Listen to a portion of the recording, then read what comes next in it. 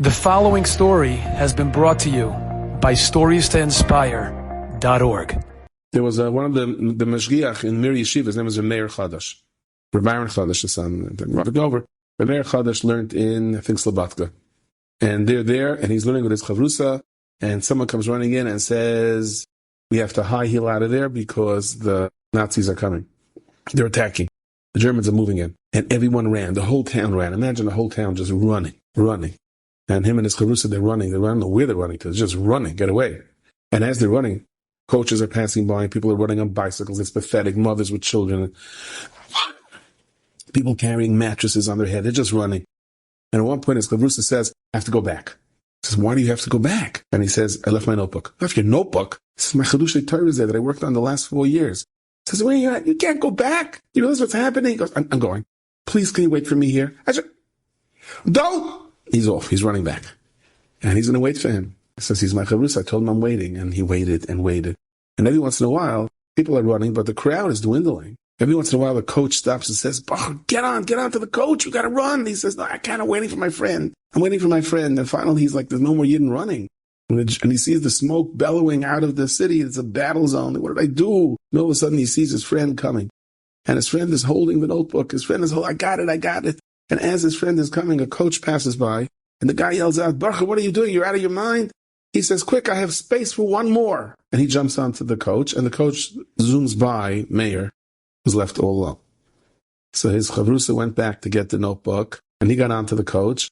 And now Meir is left all alone. He's left all alone. And he is, this guy, talk about betrayal. Talk about a lack of appreciation for loyalty. He says to himself, I'm probably going to die. The Nazis are probably going to kill me now. There's no Jews left. I'm the only one. And he stops for a minute and he says, I'm so angry at him. He says, but I'm not going to die angry. He says, Rabbi Shem, I don't want to leave this world angry. So he says, I'm a Talmud. He starts slowly walking, not knowing what's going to be. He says, I'm a Talmud from the Altaf in Slobodka. He says, before you go to sleep, you make a cheshbon and nefesh on your entire day. So this day I woke up. I thought it would be a day like old days, and then it turned out not to be a day like old days. And then my chavrusa ran back, and I stayed here. Out of loyalty, I stayed here. And now, because no, you know what? If I'm going to die, I want to die clean. I'm meichel him. I want to die happy. I don't want to die angry.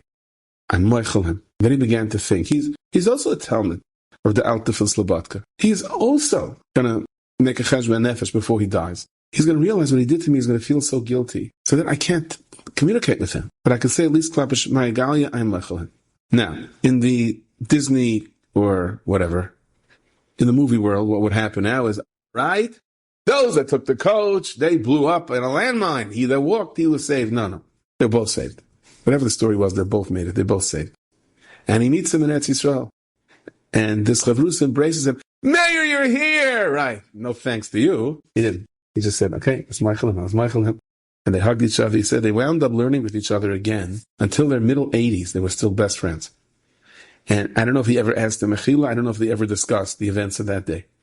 But the truth is, we are in control of our emotions. You have people that walk around bitter, angry, upset, tears streaming, they live in anger, live in the world as a conspiracy. And the world may be full of conspiracies. In the world, there's a lot of evil out there in the world. But your emotions, you're in control of your emotions. You want to live your life angry, that's your business. Enjoyed this story? Come again. Bring a friend. StoriesToInspire.org